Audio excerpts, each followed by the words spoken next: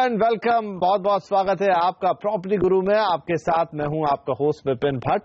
तो प्रॉपर्टी गुरु के आज के इस एपिसोड में भी होने वाली है बहुत सारी बातें, जहां पर हम प्रॉपर्टी बाजार का ताजा हाल आपको बताएंगे, ढेर सारी बातें करेंगे, आपके सवालों से जो सवाल निकलेंगे उनके जवाब लेंगे। और ये सारी बातचीत करने के लिए आज हमारे साथ स्टूडियो में मौजूद है कॉलेज इंटरनेशनल के साउथ एशिया डायरेक्टर अरविंद नंदन साहब। सर, बहुत स्वागत है आपका प्रॉपर्टी गुरु में।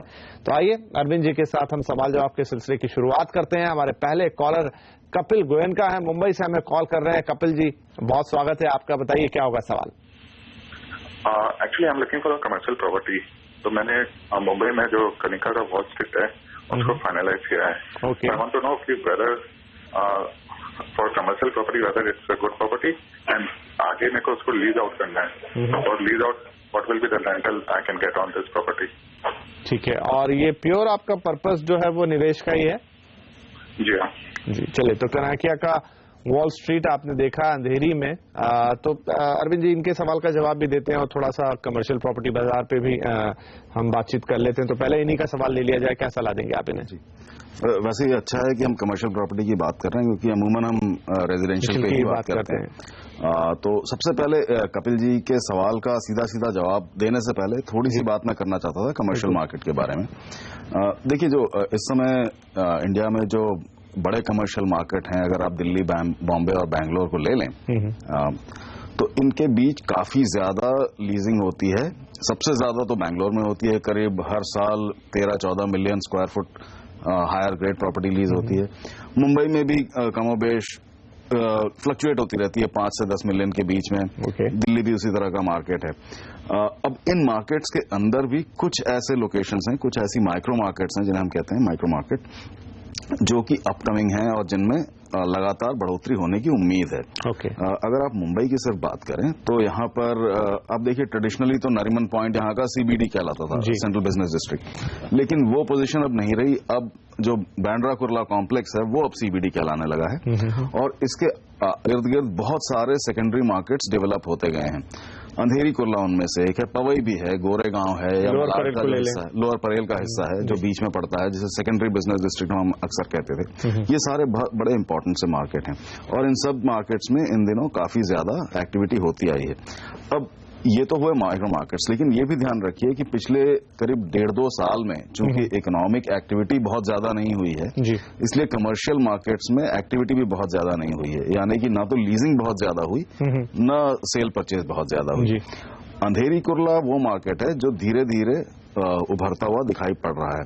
हमने कुछ डेटा चेक किया था आपके सवाल को लेने से पहले भी, तो ये देखा था कि पिछले करीब 1-1.5 साल में एक धीमी सी जो आंच आनी है वो शुरू हो गई है। करीब 5-6% की बढ़ोतरी हो चुकी है ऑलरेडी रेट्स में अंधेरी कुर्ला के मार्केट में भी। ऐसा ही पवई में भी हुआ है। तो ये जो मार्केट है, ये वो मार्केट है जो अब तैयार होने लगा है। तो पहला आंसर तो ये है कि ये मार्केट अच्छा है। अब स्पेसिफिक इनकी प्रॉपर्टी की अगर बात करें विपिन जी, देखिए कनकिया वैसे तो काफी वेल नोन, काफी अच्छा रेप्यूटेड नाम है मुंबई में। इनकी काफी सारी रेजिडेंशियल और कमर्शियल दोनों तरह की प्रॉपर्टीज हैं। वॉल स्ट्रीट जो है, ये अंधेरी कुर्ला रोड पर अगर आप थोड़ा सा भौगोलिक तरीके से देखें तो वेस्टर्न एक्सप्रेस हाईवे जो कि मेन कनेक्टिंग रोड है नॉर्थ और साउथ मुंबई की, उससे जैसे ही आप अंधेरी कुर्ला की तरफ निकलते हैं तो मेरा ख्याल है सिर्फ आधा किलोमीटर या उससे भी कम आगे चलने पर आपको MIDC की तरफ जो रोड जाती है वो जंक्शन आता है, और ठीक वहीं पर वॉल स्ट्रीट की प्रॉपर्टी है। यानी लोकेशन वाइज तो ये बहुत बेहतरीन प्रॉपर्टी मैं कहूंगा। साथ में ब्रांड नेम भी बहुत अच्छा है। एक चीज इसमें आपको ध्यान रखनी है वो ये है कि प्रॉपर्टी अभी कंप्लीट नहीं हुई है, अभी बन रही है, और अगले साल या करीब 1.5 साल और इसको लगेगा पूरी तरह तैयार होने में और मार्केट में पोजीशन देने में। फिलहाल इसके 2 भाग हैं। वैसे तो करीब 1 मिलियन यानी कि 10 लाख स्क्वायर फुट का टोटल इसका बिल्टअप एरिया है। सामने वाला जो हिस्सा है वो थोड़ा छोटा है, 3.5 लाख करीब का, और बाकी का पीछे का हिस्सा है। इसमें फिलहाल जो प्राइसेस चल रही हैं वो करीब 16,000 रुपए पर स्क्वायर फुट के आसपास है। जो ये लिख के दे रहे हैं वो 15,300 पे शायद इनको मिल पा रहा है। तो जनरली ये रेंज की ही बात कर रहे हैं, डिपेंड इस पर भी करता है कि आप बाहर की तरफ ले रहे हैं, क्या फेसिंग है, अंदर की तरफ ले रहे हैं। तो मोटा मोटा इनका जो इन्होंने रेंज बताई है वो ठीक है। मेन चीज है कि इस पे इनकम क्या आएगी, क्योंकि कमर्शियल है तो इस पे इनकम आनी जरूरी है। देखिए, एक चीज ध्यान रखिए कि अंधेरी कुर्ला में जो रेंज है वो करीब 90 रुपए पर स्क्वायर फुट पर मंथ से लेकर के 130 रुपए पर स्क्वायर फुट पर मंथ की रेंज इस समय है। और इसमें जैसा मैंने कहा करीब 5% की वृद्धि हुई है पिछले 1 साल में। ये प्रॉपर्टी जो कि आज तैयार नहीं है, इसकी लीजिंग तो मेरा ख्याल है अब 1.5 साल बाद ही आप देख पाएंगे। लेकिन मैं समझता हूं कि ये 130 की जो ब्रैकेट है, जो अपर एंड है, ये प्रॉपर्टी वहां फिट होगी। दूसरी ये भी बात ध्यान रखें, कमर्शियल में हमेशा ये ध्यान रखना पड़ता है कि कंपीटिंग सप्लाई और कितनी है। कंपीटिंग सप्लाई वो भी इस साइज की 1 मिलियन स्क्वायर फुट की, दूसरी इस समय अंधेरी कुरला पे कोई नहीं है। बल्कि उसके 8-10 किलोमीटर आगे पीछे भी मुश्किल है। वेस्टर्न एक्सप्रेस पे अगर आगे जाएंगे तो जहां ओबरॉय के प्रोजेक्ट चल रहे हैं वहां आपको मिल सकता है, अदरवाइज इस हिस्से में नहीं है। 1-2 प्रोजेक्ट्स हैं छोटे मोटे, लेकिन स्केल में बड़े नहीं है, तो इसलिए इसका जो प्रीमियम है वो बने रहने की संभावना है। मैं समझता हूं जब ये तैयार होगा तब आप आराम से 140 रुपए या उससे ऊपर की भी रेंटल आप एक्सपेक्ट कर सकते हैं, इसमें आपकी उम्मीद हो सकती है। तो इन बातों को ध्यान रखें। मेरा ख्याल है इन्वेस्टमेंट बहुत अच्छा हो सकता है। कोई बहुत खास आपको दिक्कत नहीं आएगी। फिर भी जैसा हम कहते हैं अपने उस स्पेसिफिक यूनिट पर एक बार अच्छी तरह जांच कर लें, ड्यू डिलिजेंस जिसे कहते हैं वो कर लें।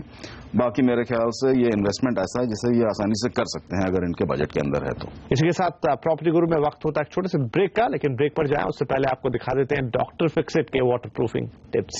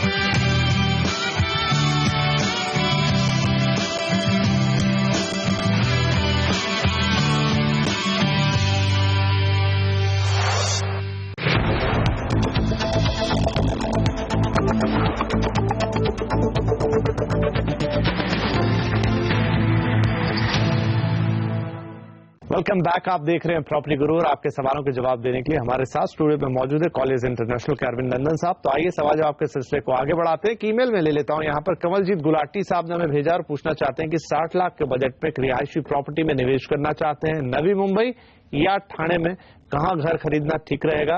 पनवेल और डोंबिवली के पलावा सिटी में भी वो उन्होंने देखा है प्रोजेक्ट और निवेश के लिए उन्हें ठीक लग रहा है, लेकिन कंफ्यूज है कि कहाँ करें। तो सर इनके लिए क्या सलाह होगी? विपिन जी, ये प्रश्न ऐसा है जो जिसमें कि भारी कंसल्टिंग का इनपुट लगता है जी। मैं कोशिश करूंगा हमारे पास जो थोड़ा सा समय है उसके अंदर मैं समझा सकूं ये बात। देखिए, प्रॉपर्टी का चुनाव करना, और इन्होंने 3-4 मार्केट्स का नाम अलग अलग मार्केट्स देखे हैं, तो वैसे तो बहुत मुश्किल नहीं है, लेकिन आपको 2-3 प्रमुख बातें ध्यान में रखनी है। सबसे पहले तो ये कि जब आप इन्वेस्ट करने जाएं अपने लिए, चाहे वैसे ही इनकम के लिए, ये ध्यान रखिए कि कौन सा मार्केट आपको ज्यादा रिटर्न दे सकता है, और फिर उन 1-2 मार्केट्स में कौन सी प्रॉपर्टीज आपके लिए ज्यादा सूटेबल हैं।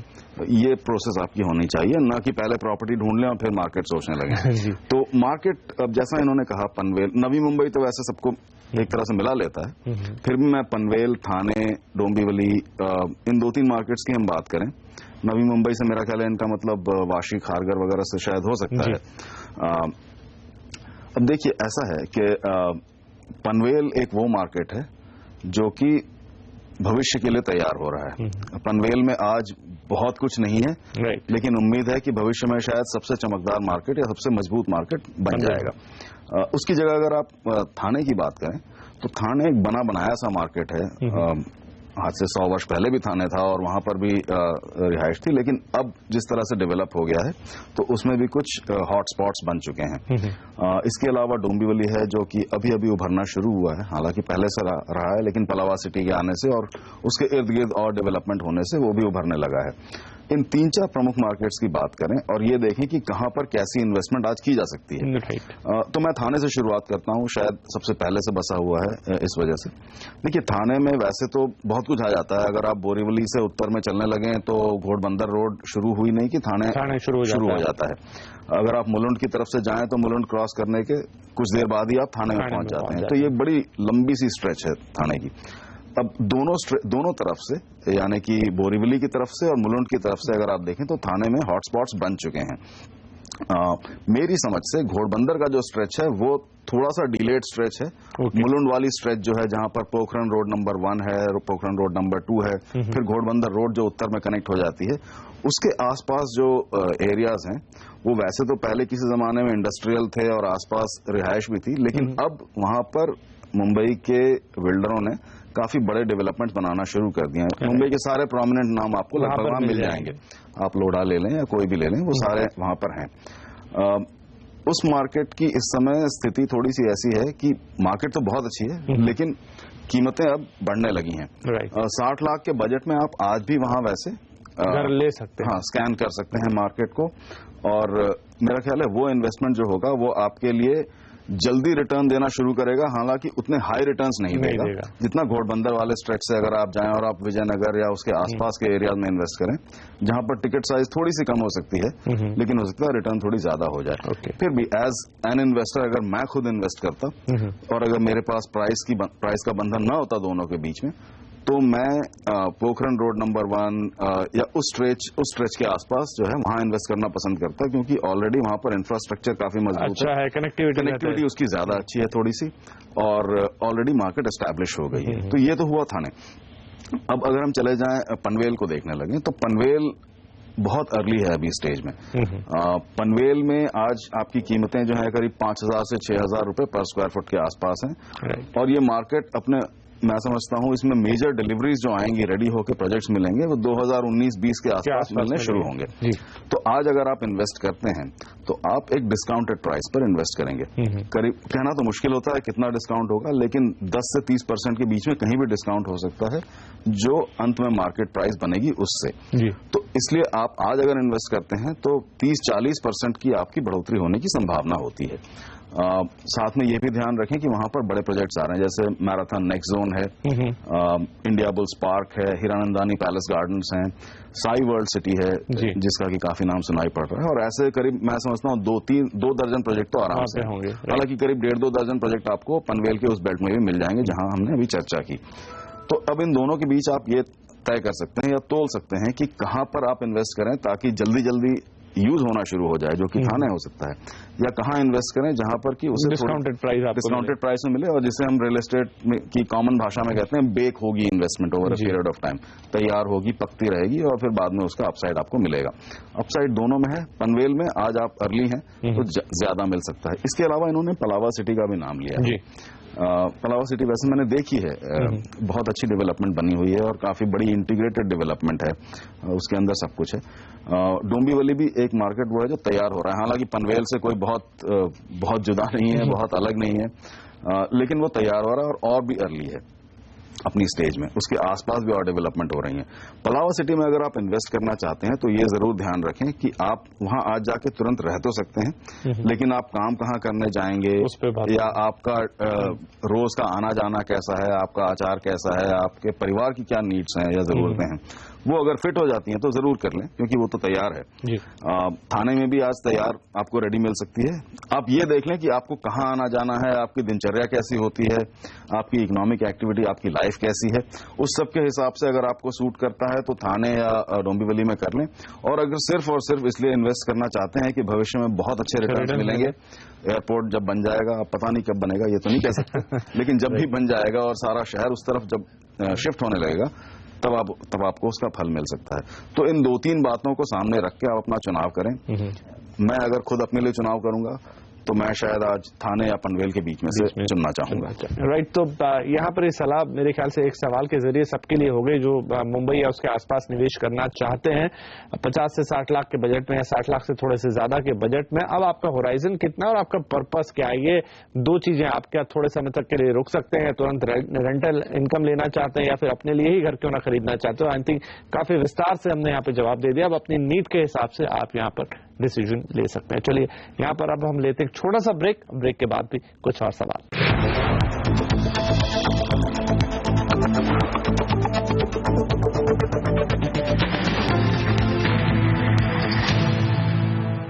वेलकम बैक, आप देख रहे हैं प्रॉपर्टी गुरु। हम दे रहे हैं आपके सवालों के जवाब। हमारे साथ बने हुए हैं अरविंद नंदन साहब। तो आइए सवाल जवाब के सिलसिले को आगे बढ़ाते हैं। मेरे पास एक और ईमेल है जो अब देश की राजधानी दिल्ली से आ रहा है। नीरज तिवारी वैसे भागलपुर बिहार से भेज रहे हैं, लेकिन जो बात पूछेंगे वो दिल्ली के लिए है, और ये है कि द्वारका एक्सप्रेसवे में हुडा के अफोर्डेबल हाउसिंग में वो निवेश करना चाहते हैं। सेक्टर 99 में रिद्धि सिद्धि या सेक्टर 104 में जरा आवास 15 लाख रुपए में उन्होंने देखा है। तो नोएडा के सेक्टर 62 में उन्होंने कुछ और प्रोजेक्ट्स भी देखे हैं। सेक्टर 75 में भी कुछ प्रोजेक्ट देखे हैं, और ये है कि 15 लाख या इस टिकट साइज में वो निवेश करने का मन बना रहे हैं। तो यहां पर 15 लाख थोड़ा मुझे लग रहा है बजट कम हो जाएगा, लेकिन फिर भी क्या इन इलाकों में कम अमाउंट के अंदर कुछ अच्छा निवेश हो सकता है जो दिल्ली की बात कर रहे हैं? देखिए विपिन जी, इस सवाल में 2-3 बातें छुपी हुई हैं वैसे जी। एक छोटी सी चर्चा हो सकती है जो अफोर्डेबल प्रोजेक्ट्स चल रहे हैं इस समय, भरमार है द्वारका एक्सप्रेसवे, गुड़गांव और इन मार्केट्स में, उनके बारे में मैं दोबारा पढ़ रहा था इनका सवाल अभी अपनी स्क्रीन पर। तो मैंने देखा कि इन्होंने जो नोएडा की बात की है वहां उन्होंने कमर्शियल इन्वेस्टमेंट की बात की है, और कमर्शियल इन्वेस्टमेंट और इस रेजिडेंशियल इन्वेस्टमेंट दोनों के बारे में ये जानना चाहते हैं। मेरा अंदाजा ये है कि शायद दोनों में तोल रहे होंगे, लेकिन हम दोनों की अलग अलग बात भी कर सकते हैं ताकि दोनों पर थोड़ी सी जानकारी दी जा सके। सबसे पहले अफोर्डेबल की बात कर लें। वैसे तो इतनी चर्चा हो चुकी है कि शायद लोगों को काफी जानकारी है ऑलरेडी। देखिए इस समय हुआ ये है कि गुड़गांव के अलग अलग स्ट्रेचेस में, अलग अलग मार्केट्स में, द्वारका एक्सप्रेसवे भी, वैसे तो द्वारका एक्सप्रेसवे कहते हैं लेकिन वो गुड़गांव का ही एक तरह से हिस्सा है आप कह सकते हैं।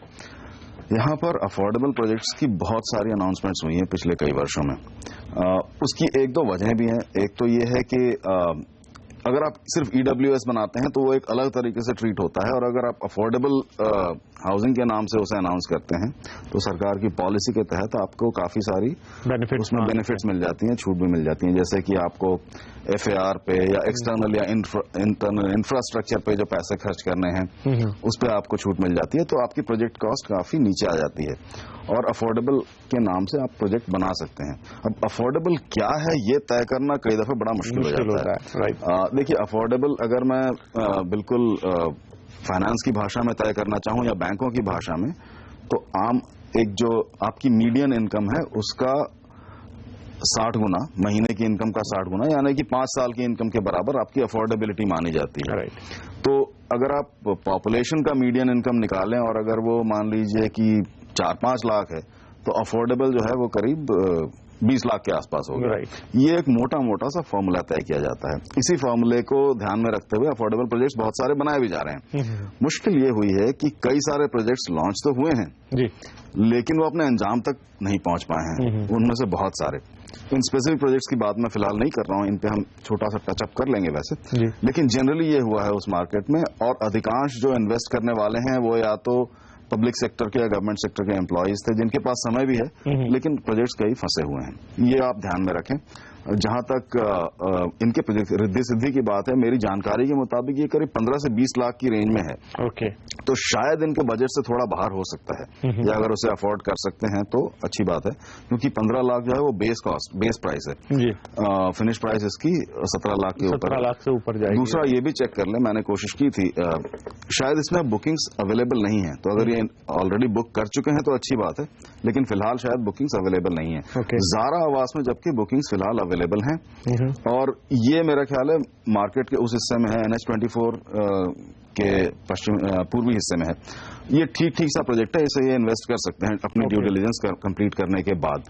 लेकिन फिर भी मेरा एक सुझाव ये है कि अगर आप महिंद्रा लाइफ स्पेसेस का ऑरा या इस तरह के जो वेल नोन प्रोजेक्ट्स हैं उनमें जाके इन्वेस्ट करने की कोशिश करें सेक्टर 110 से 110A में, तो शायद आपकी ड्यू डिलिजेंस थोड़ी ज्यादा वो भी इसी प्राइस ब्रैकेट के इसी ब्रैकेट के अंदर आपको अवेलेबल हो सकता है। ये विस्तार से जवाब आपके लिए, अगर आप अपने बजट में या तो रेजिडेंशियल या कमर्शियल प्रॉपर्टी दिल्ली एनसीआर में देखना चाहते हैं। तो चलिए इसी के साथ आज प्रॉपर्टी गुरु का भी वक्त यहीं खत्म हो रहा है। जाने से पहले अरविंद जी आपका बहुत शुक्रिया, आप आए और आपने हमारे दर्शकों के सवालों के जवाब दिए। और आप लोगों से भी हमेशा की तरह यही निवेदन कि आप pg@moneycontrol.com पर हमें अपने सवाल भेजें, थोड़ी जानकारी डिटेल दे दें, अपना फोन नंबर भी लिख दें ताकि कोई और इन्फॉर्मेशन अगर हमें आपसे चाहिए तो हम फोन करके आपसे ले लें। तो चलिए आज के लिए इतना ही, अगले हफ्ते फिर होगी मुलाकात, तब तक के लिए नमस्कार।